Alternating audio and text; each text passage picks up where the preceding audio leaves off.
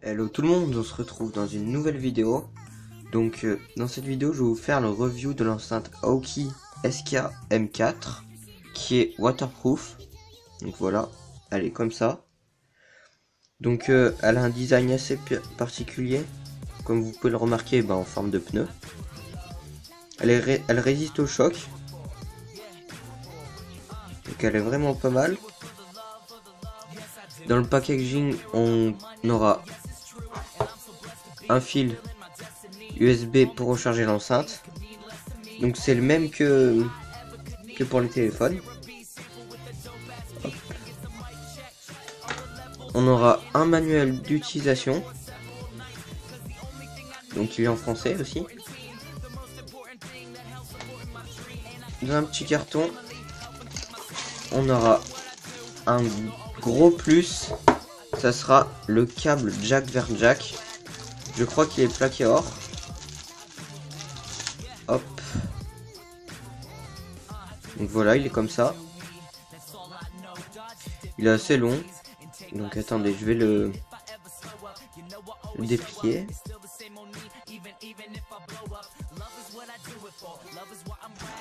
Donc voilà, il est vraiment grand quand même. Comparé à l'enceinte.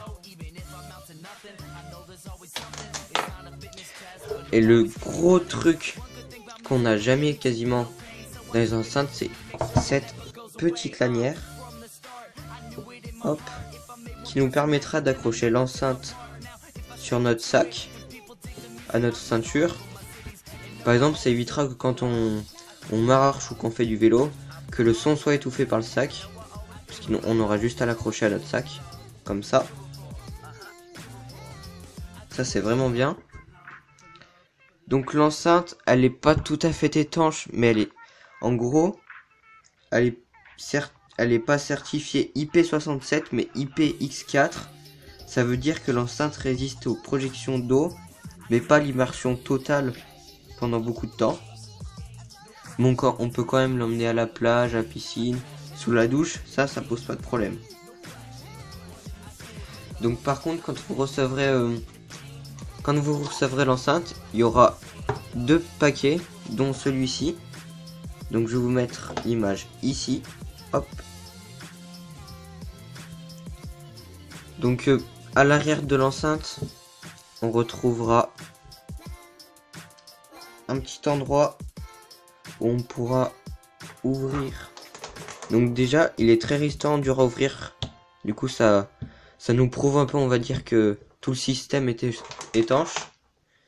Donc à l'arrière, on retrouvera la prise jack pour le relier au téléphone sans le Bluetooth et la prise USB, pour charger l'enceinte. Et quand on chargera l'enceinte, ici là, et il y a un petit point. En gros, il sera rouge pour nous montrer que l'enceinte est en charge. Ce qui est des boutons fonctionnels, c'est ils sont assez durs à voir quand même. Donc là, un là et un là au-dessus de l'enceinte. Il y a le petit micro ici. Bon, il n'est pas super vraiment rapproché de la bouche pour que notre interlocuteur nous entende bien, mais sinon ça va. Là ce sera le bouton pour allumer l'enceinte. Là ce sera pour monter le son ou pour changer de musique. Et là ce sera pour baisser le son. Ici. Donc quand on allume l'enceinte, il y aura ce bruit. Hop. Donc il sera bien plus fort que le son de la musique. Ça c'est pas très grave, ça change rien. Donc l'autonomie de l'enceinte elle est de 6 heures. Mais elle peut être poussée un peu plus loin avec le câble jack.